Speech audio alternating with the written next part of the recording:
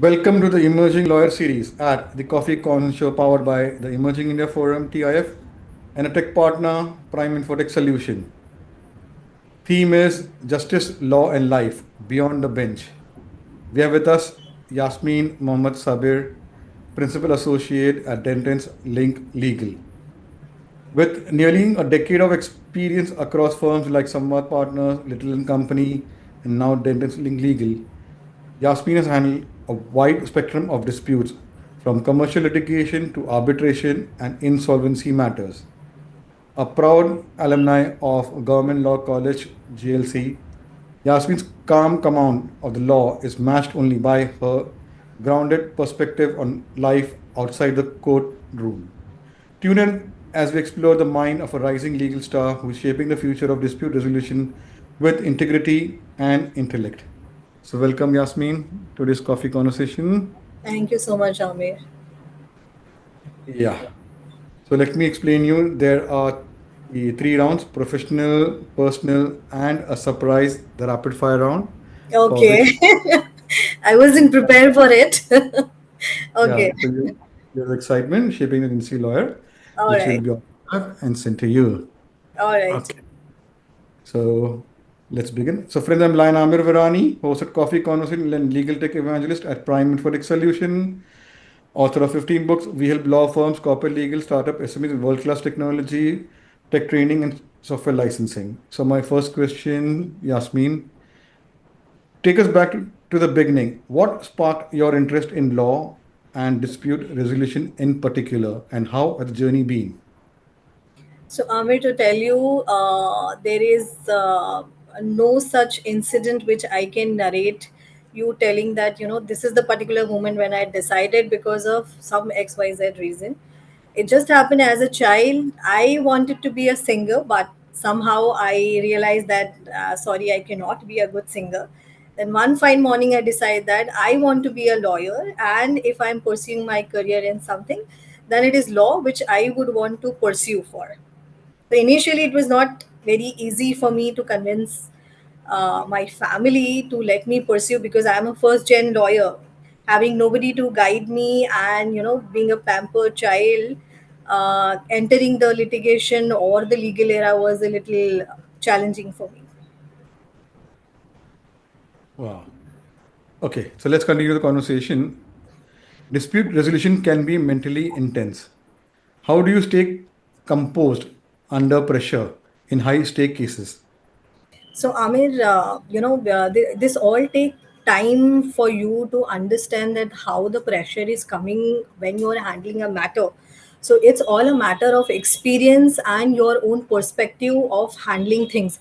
Being a lawyer, it is very important for you that if something is coming in front of you and if you don't want to put yourself under pressure, it is very important for you that you plan, strategize, read your things. So being a lawyer, it is very important for you to prepare yourself. This is my mantra of handling the pressure and the stressful situation which is coming forward to me. I try prepare myself on the facts. Try preparing myself on the law, and I try preparing myself that how and how much I can deliver it to the client, and what results I can achieve it for them. So this is my mantra to tackle the pressure, to tackle the anxiety which comes up with the high stake matters. Beautiful. So, Yasmin, how do you approach international commercial arbitration differently compared to domestic litigation? So, Amir, to tell you, domestic arbitration, it's not only about the law, which is different from international arbitration and domestic arbitration. When I am dealing with domestic arbitration, I know how I am supposed to address to the tribunal, how I am going to address to my opponents, and what kind of culture do we follow when I am arguing a domestic arbitration or I'm handling a domestic arbitration. But when it comes to international arbitration, there are different parties involved, different lawyers involved. There are altogether different procedure which is involved. It's international arbitration. I would say it's more flexible, but again, it is more demanding. So it is more demanding from the point of view that how you are strategizing the international commercial arbitration when you're presenting yourself, when you're strategizing. So, for example, Amir, India, we have got a culture of, filing detailed written arguments, detailed pleadings after pleadings after pleading. When you're dealing with international commercial arbitration, you have to be very precise. You have to put, crux of the matter, crux of the evidence, which you feel that, should be presented before the tribunal, should be enough to present your case. So these are the sort of primary things which one should keep in mind, or which I keep in mind when I'm handling international arbitration and I'm presenting myself. I mean, there is a very interesting experience of mine which I would want to share with you regarding this international commercial arbitration. So in India we follow this dual culture, especially in Bombay High Court, that I as an attorney, I appear along with the counsel. The counsel is the front face who is speaking in front of the judge. I am the one who is supporting, who is instructing my attorney, instructing my counsel. So international arbitration is not very accustomed to this kind of culture. So during an argument, we try to prompt our counsel on certain arguments, on certain submission. It was very very surprising for the tribunal who was sitting over there and thinking that, is it the case that the counsel is not prepared or unprepared? That's how he is requiring people prompting him from the behind. So that's how we, cultural differences also come when you're before an international tribunal and when you're dealing with international commercial arbitration. And of course, you have to be mindful about the laws and the laws of the country which is there while you are dealing with the commercial arbitration. But these are also some of the criterias or challenges which you need to be keep in mind while you are handling international commercial arbitrations. Wow, beautiful. So, what's that case that deeply challenged your reasoning and stayed with you? And how did you navigate it? Yeah, so Amir, this is a very very important event of my life. In fact, I have tagged it all over my social media this one particular day. So I have recently joined my this current organization. I am a junior for sure, and one fine night I come to know that tomorrow there is a matter, final argument before Bombay High Court. I am told there is a counsel who is briefed in the matter, but for sure he is not going to come. So this is like end of the working hours. I have to prepare myself on the facts. I have to read the whole pleading, which is like 200, 300 of pages. I have to prepare myself on the facts, on the law, and I have to argue a matter, finally arguing a matter which I had never done before the court. So these were the primary challenges which I, as a junior, I was supposed to tackle it. But I looked at it as an opportunity. Yeah, see, Yasmin, you are getting this opportunity to appear before Bombay High Court and finally argue this matter. So I, instead of getting under pressure or being anxious about it, I was really excited for this matter. And I mean, the landmark memory of this particular incident for me is, even though I could not obtain an order for my client due to some legal technical aspect which were not in my client's favor, but after the arguments were concluded, I was arguing against a designated senior counsel. After the arguments were over, I am hearing from the judge's mouth that he inquired about my name, and he is telling me that, Yasmin, you Miss Counsel, you really did a great job. And these are his exact word, Amir, which I am, it's written everywhere in my mind, in my heart. And even when I walked out of the courtroom, senior counsel himself came and he interacted with me, and he was like, "You really did a good job." So and so this is a very very great memory of mine during this my whole journey so far, and which I thought I would share with you. Good. Okay. Let's go to next question. Are legal ethics more difficult to uphold in corporate matters? How do you personally navigate this thin line? So I mean, I don't think so that it is really difficult for a lawyer to maintain ethics while being acting as a professional to their clients.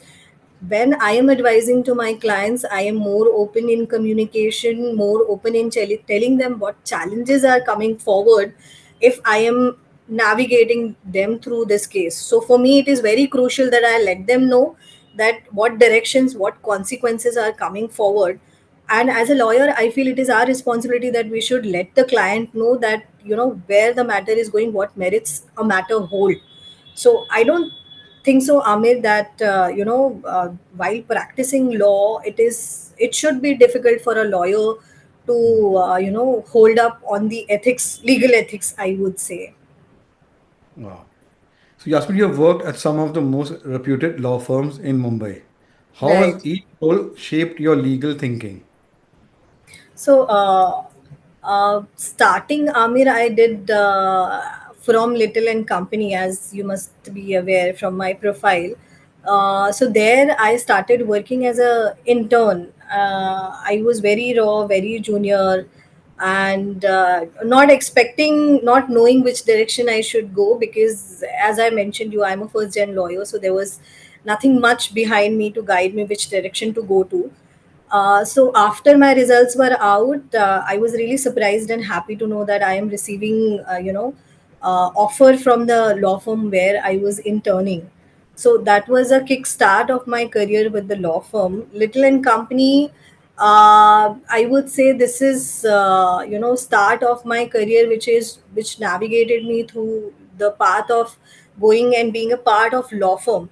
So there I was very raw, very junior, learning things, how to be an attorney, how to brief the counsels, and how, I'm myself present before the court. So 4 years of Little and Company, it was more of like learning experience, which I gathered through my seniors, my colleagues. So Little and Company is like seen me as a, emerging lawyer, or a changing law student, from law student to a lawyer.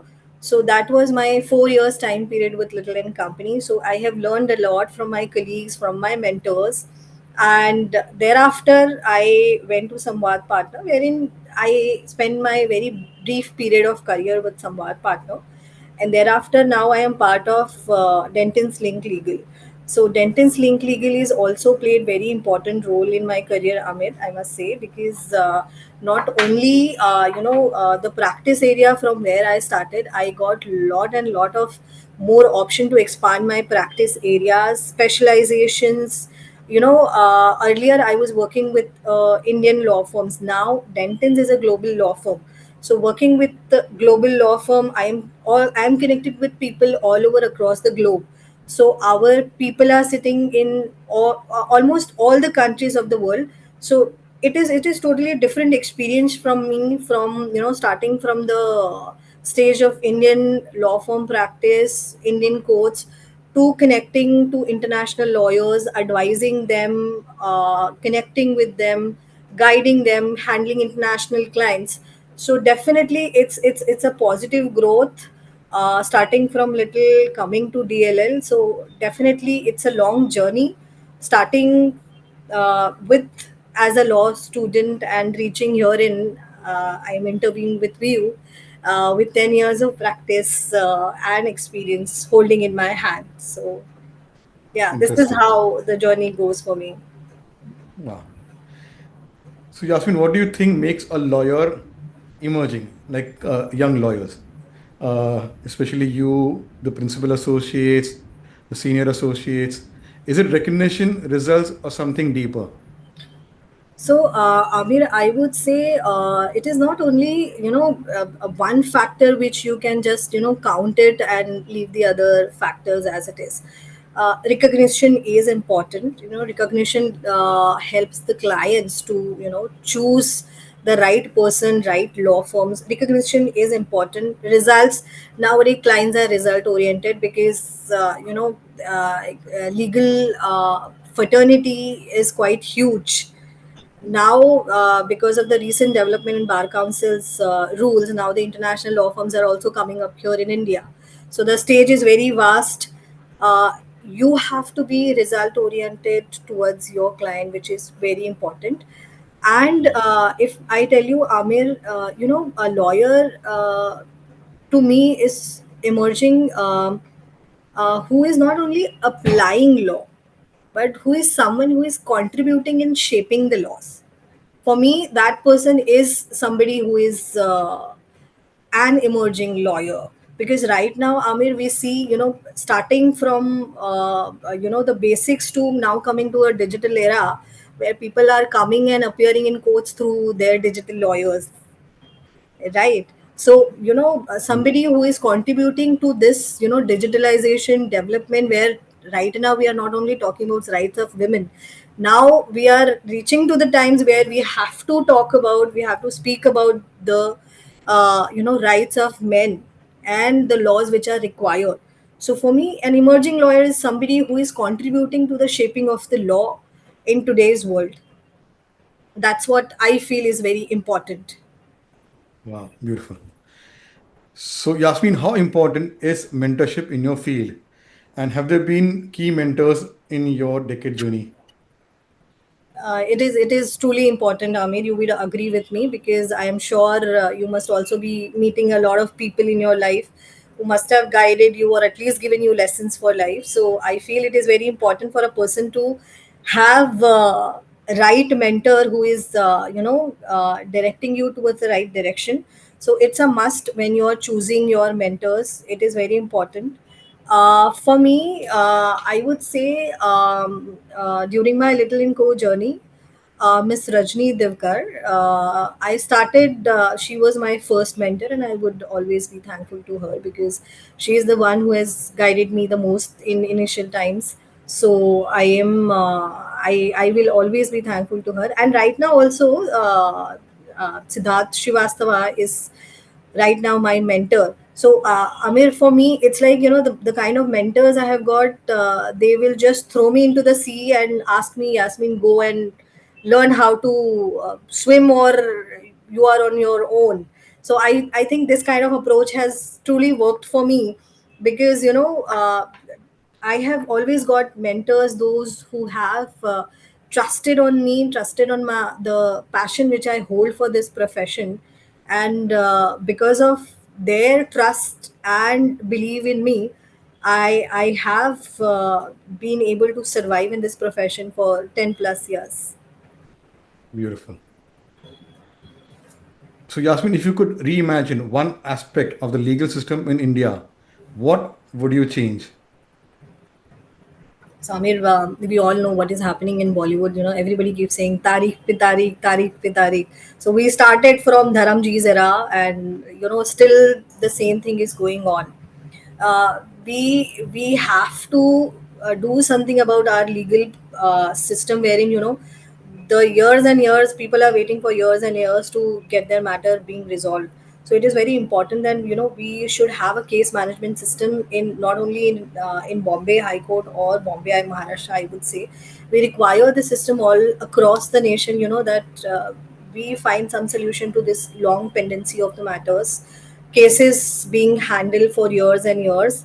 So there is need for this change to come right now in this system, promoting more of ADRs, alternate dispute resolution, mediation, and arbitration, which I would say, Amir, it has commenced, but it is very important that these ADR resources and mechanism are being promoted more and more, so that rather than being trapped in a legal proceedings, people are getting the results and the justice which they are seeking from the system.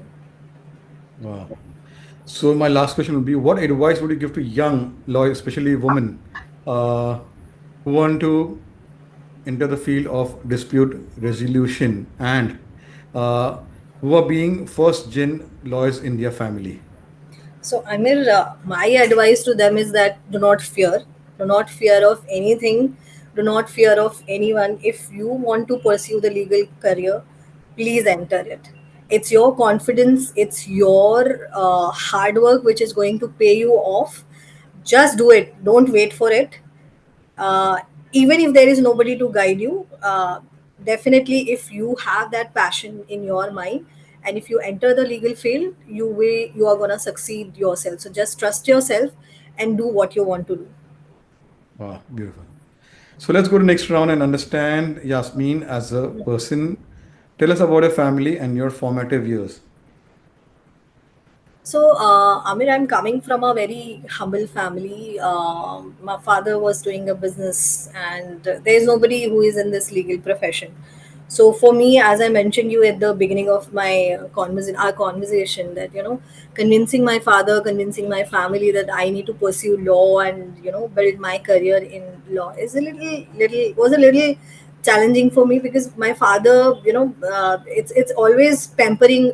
In my family they pamper more daughters, so being a pampering daughter, my father was not ready to throw me in the ocean of law, thinking that what kind of people, what kind of circumstances, scenarios I'm going to face it, especially when it comes to criminal law, criminal side of practice of legal field.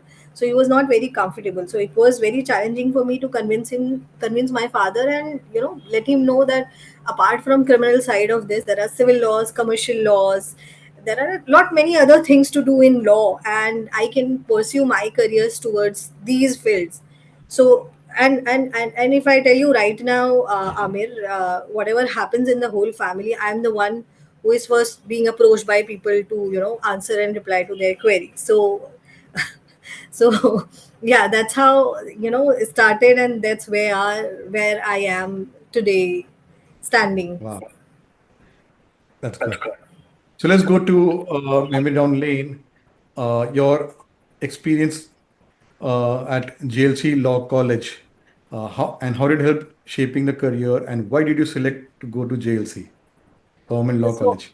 yeah, so Amir, we all know for law, one of the best colleges for us as a Maharashtrian students or from Mumbaikar is GLC. So, as a law student, GLC was also my first choice. So, I luckily got in GLC. My journey in GLC, I would say, couple of people sitting in the classroom, known to all the teachers' pet kind of a scenario it was for us. We 5, 6 group of people sitting on the first benches, knowing what's gonna happen, which professors' favorite kind of students we were, who are always given privilege in terms of any opportunities which are coming up. So I must tell you this incident of my college. We were having this PST, Pune Study Tour. So this, for being eligible for this Pune Study Tour, you are supposed to be the first person who is first come first basis, you are getting entry in PST. But we being loving student of one of our professor, 5, 6 of us from the whole division, we got the entry into PST while we were traveling on the tour. Uh, the other classmates or batchmate from different division, they were wondering then how 6 to 7 people from one division are in this Pune study tour, and many of the other students, those who are trying, they could not get into it. So yeah, if I'm going in the memory lane, I remember Pune study tour. The best part was library of Government Law College. If you have been there, you must visit Government Law College visits. After lectures, after college, we are sitting there. We have got a lot of memories over there. And for me, GLC has definitely played an important role, because the quality of education which they give, apart from that, it holds a very qualitative and very huge number of alumni. So being a part of that college is very prestigious for me. Wow. So how do you disconnect from the legal world on weekends or after hours? Yasmin. Um, Amir, I would say that it is practically impossible for you to disconnect with your profession, because wherever you are, you never know what kind of requirements may come up from your clients, from your colleagues, or suddenly, even on Saturday, Sundays, you are waiting for the Bombay High Court boards to come out. So, back of your mind, always work is there, that what next is coming up.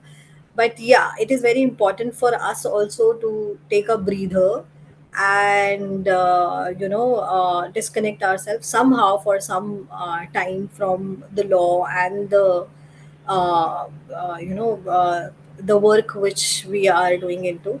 So I basically like climb trekking. So if I have to disconnect from people. I have to disconnect myself from my phone. So that only happens when you are on the top of the mountains. So I climb mountains. That's how I disconnect myself from people, from work, and there I find some sort of breather and peace for myself. Wow. So, in your trekking journey, which is the latest one you have done, and what are your plans for trekking plans for 2025? So yeah, obviously, I mean, you know, now the rains have arrived in Mumbai, so everybody is Yeah. planning. I am also, my travel group is also on, the schedule of making the plan. Plan is still in progress, but last 2024, I had gone for a jungle forest walk. That was quite a nice experience for me because rainy season Maharashtra is very beautiful, so tracking during monsoon is something which is in our bucket list, the travelers or the trackers bucket list. So what's coming up next, I don't know because I don't make long plannings. Tomorrow, if I am getting somebody, tomorrow is Saturday, Sunday, maybe you never know. You will find me in mountains. So yeah, that's how I make plans. Wow. So, that's good to be part of a trekking group. So, for a first-time trekker, what are your tips they should carry and preparations to do? So, Amir, if you're a first time trekker, first of all, the primary most important thing for you is not to go for difficult tracks. So choose a very easy, very mild, and very mild kind of a track, which is for the beginners. And if you're going, very importantly, you must carry lightweight good food. You must wear clothes which are which will help you during rainy season, so that it gets wet really quickly. In your bag you should have water to hydrate yourself. Glucose you can carry if you're a first time traveler. You can have some cucumbers in your bag, and ensure not to eat heavy. And while you are climbing on the mountain, ensure that you take breaks, because reaching on the top is not important. Enjoying the journey is very important. So you must cherish when you're tracking on the mountains. Take break, enjoy the view, and then go ahead. Beautiful. So, if your non-legal friends had to say about Yasmin the person, what do you think they will say?